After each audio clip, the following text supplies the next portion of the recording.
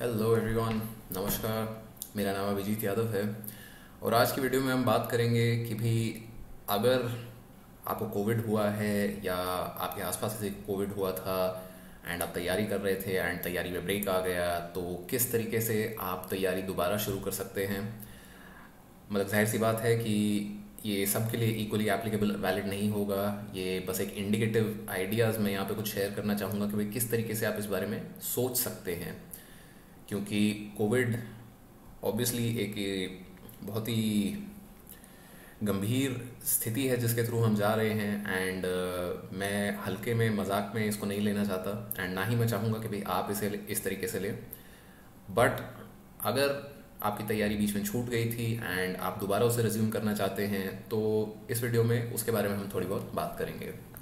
So before we begin, ये मेरे बारे में कुछ जानकारी है। जो लोग मुझसे पहली बार मिल रहे हैं वो ऐसे देख सकते हैं।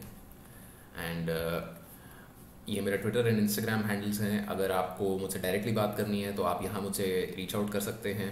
एंड अगर आपको कोविड से रिलेटेड कोई मदद चाहिए हो तो भी मतलब definitely please reach out. I will try my level best to help.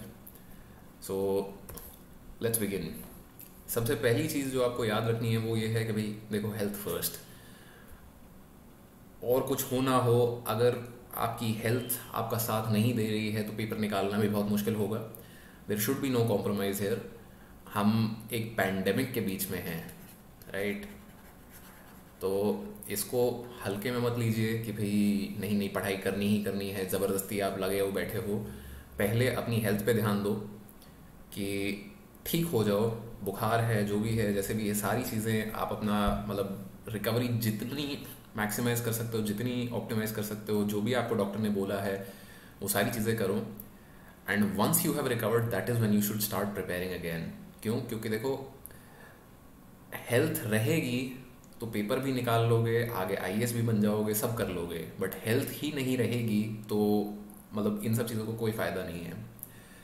Now a special note for people who might be giving their last attempt, could be tough times. अगर आपको कोविड हुआ है तो पिछले साल का अगर कोई अंदाज़ा हम लेके चलें तो 2020 में भी कोविड का केसेस थे। उस टाइम सरकार ने एक्स्ट्रा अटेम्प्ट जो है उसको रद्द कर दिया था कि भाई मतलब कोविड के चलते एक्स्ट्रा अटेम्प्ट आपको नहीं मिलेगा। सो ज़रूरी नहीं है कि भाई ऐसा दोबारा हो, बट मैं ये बोलूँगा कि भाई आपको ज़्यादा उम्मीद ना लगाएं यहाँ पे। आपके लिए थोड़ी दिक्कत हो सकती है क्योंकि भाई इर्रिस्पेक्टिव ऑफ बीमार हैं नहीं है क्या है, अगर आप पेपर के बारे में सीरियस हैं, देना चाहते हैं तो मतलब थोड़ी मेहनत आपको बाकी सबसे ज़्यादा करनी पड़ेगी। इवन डिस्पाइट द फैक्ट कि मे बी शायद आप भी कोविड से ग्रस्त थे, शिकार हुए थे, एंड उसके बाद भी आपको थोड़ा धक्का मारना पड़ेगा क्योंकि मे बी शायद एक और अटेम्प्ट ना मिले यहाँ पे। It could be possible but probability कम है। नाउ सेकेंड चीज़ जो आपको याद रखनी है कि भाई बीमार होना पाप नहीं है। बहुत सारे लोगों के साथ ये होता है कि भाई पहले हम बीमार हो जाते हैं, बीमार होने की वजह से भाई मतलब ऑब्वियसली बात है पढ़ाई छूट जाती है तो उसका फिर वो गिल्ट होता है ऊपर से कि भाई मतलब ये क्यों हो गया, ऐसे क्यों हो गया, पढ़ाई छूट गई, मतलब तुम सीरियस नहीं हो, ये नहीं है।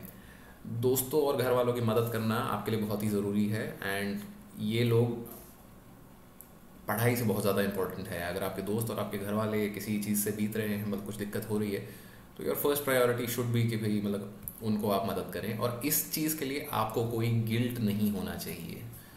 आपको अगर कोविड हुआ है और उसकी वजह से आपकी पढ़ाई छूट गई है तो इसका भी आपको कोई गिल्ट नहीं होना चाहिए, क्योंकि देखो ये आपने चूज करके नहीं किया है, दिस हैपेंड। ये दिक्कत सबके साथ है, एवरीबडी इज फेसिंग दिस। तो ये बीमार आप हो गए, उसकी वजह से पढ़ाई छूट गई, don't blame your self, don't blame your self. Instead अब देखो कि भाई अब जिस सिचुएशन में हो, जैसे हो गया, जो हो गया, अब क्या किया जा सकता है, राइट?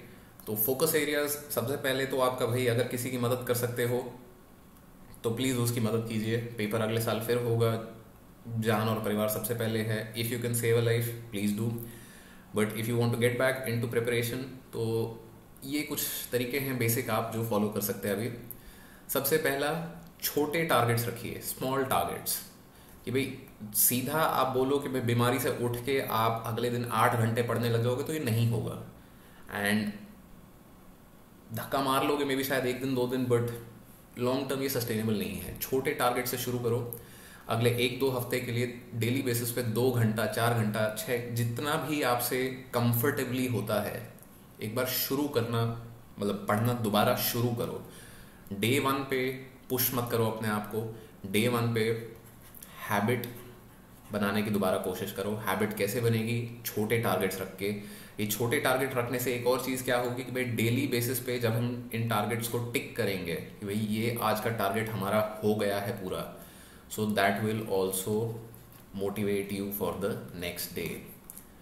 जल्दबाजी में मत रहिए यहाँ पे। Don't be in a rush. क्यों? क्योंकि देखो ये हो सकता है कि भाई आपको लगे कि भाई 2-3 हफ्ते, महीना भर बीमारी की वजह से निकल गया, पढ़ाई नहीं हो पाई, तो भाई बहुत कुछ कवर करना है, ये है वो है। भगदड़ में मत करना। Don't be in a rush, क्योंकि भागोगे तो सिर्फ स्ट्रेस बढ़ेगा। Don't be in a rush.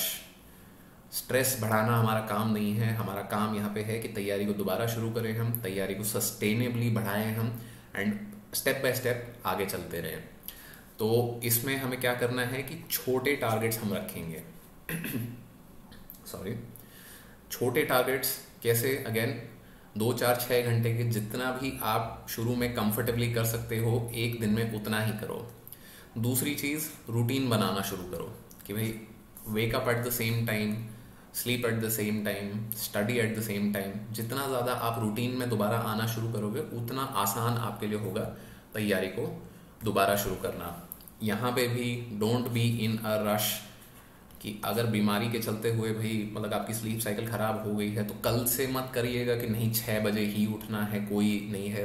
धीरे धीरे करके 1 हफ्ता, 2 हफ्ता, 3 हफ्ता अपने आप को टाइम दीजिए। You will get there.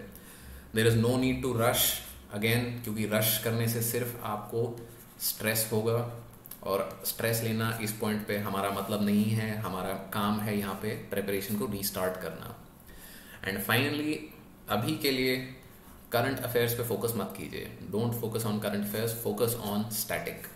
क्योंकि जो स्टैटिक वर्सेस डायनामिक्स वाली वीडियो में मैंने बताया था कि भाई आज की डेट में 60-40 रेशियो चल रहा है। 60% is dynamic, 60% is static and 40% is current और डायनामिक।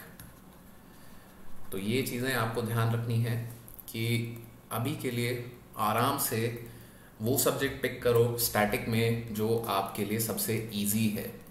इजी सब्जेक्ट से शुरुआत करो, छोटे गोल्स रखो, रूटीन बनाओ। भगदड़ करने की ज़रूरत नहीं है। नो रश, क्योंकि भागोगे तो सिर्फ स्ट्रेस होगा, एंड स्ट्रेस मतलब ऑलरेडी पैंडेमिक का है। ऑलरेडी अगर आप बीमार हुए हैं या आसपास कोई है तो मतलब बहुत चीज़ का ऑलरेडी स्ट्रेस है। पढ़ाई का स्ट्रेस लेने की अभी ज़रूरत नहीं है। धीरे धीरे शुरू करो। Slow and study wins the race. इसी चीज़ को बोलते हैं कि भाई आज भाग के कहीं नहीं जा पाओगे, बट अगर धीरे धीरे चलते रहे अगले 2 महीना, 4 महीना, 6 महीना, तो भाई बहुत कुछ कर लोगे। तो नो रश, इजी स्टेप्स से शुरू करना है, छोटे गोल्स से शुरू करो, रूटीन बनाओ, फिर से स्टैटिक पोर्शन कवर करो। स्टैटिक में भी वो सेक्शन कवर करो जो आपको ईजी लगता है। क्यों? क्योंकि देखो सीधा टफ सब्जेक्ट उठा लोगे ब्रेक के बाद या मतलब बीमारी के बाद तो वैसे ही सर दर्द कर देगा वो, उसका कोई पॉइंट नहीं है। सबसे इजी जो भी सब्जेक्ट आपको लगता है, अगर आपको हिस्ट्री पसंद है तो हिस्ट्री उठाओ, ज्योग्राफी तो ज्योग्राफी उठाओ, मतलब जो भी सब्जेक्ट आपको सबसे आसान लगता है वहाँ से शुरू करो। एंड धीरे धीरे स्टेप बाय स्टेप, एक हफ्ते में, पहले हफ्ते में लेट्स से 2 घंटे का डेली टारगेट रखो कि भाई डेली बेसिस पे सिर्फ 2 घंटे पढ़ना है। अगले हफ्ते में उसे 4 करो, उसके अगले हफ्ते में उसे 6 करो। स्टेप बाय स्टेप यहाँ पे हमें चलना है, भागदड़ नहीं है। There is no rush. ठीक है, तो इस तरीके से आप अपनी प्रिपरेशन को कोविड के बाद निकल के रीस्टार्ट कर सकते हैं। Again I will say this कि भाई बहुत सारे लोगों को लग रहा होगा कि भाई पहले ही 2-3-4 हफ्ते बीमारी की वजह से निकल गए हैं एंड अब बहुत कुछ रह गया है करने के लिए। Don't be in a rush. भागोगे तो सिर्फ स्ट्रेस होगा, काम नहीं होगा, चीज़ें रह गई हैं। आई अंडरस्टैंड कि भाई मतलब बहुत कुछ है कवर करने को, बट कंसिस्टेंटली स्टेडीली चलते रहोगे, रोज़ कुछ कुछ करते रहोगे तो हो जाएगा। अगर भागोगे, स्ट्रेस लोगे तो नहीं होगा। सो रूटीन बनाओ, एंड छोटे गोल्स डेली बेसिस पे सेट करके आगे चलते रहो. So that's it for today's video. If आपको लगता है कि भाई ये फ़ायदेमंद है तो प्लीज़ मतलब आपके जो दोस्त हैं जो भी कोविड से गुजर रहे हैं या जो तैयारी कर रहे थे, जिनकी ज़िंदगी में कोविड की वजह से कोई ब्रेक आ गया है, तो प्लीज़ उनके साथ भी शेयर कीजिएगा. And I hope you recover soon. मेरी तरफ से अगर कोई मैं मदद कर सकता हूँ इसमें तो please let me know. Twitter या इंस्टाग्राम पे आप मुझे बता सकते हैं and I will try my level best to help. Thank you all for watching.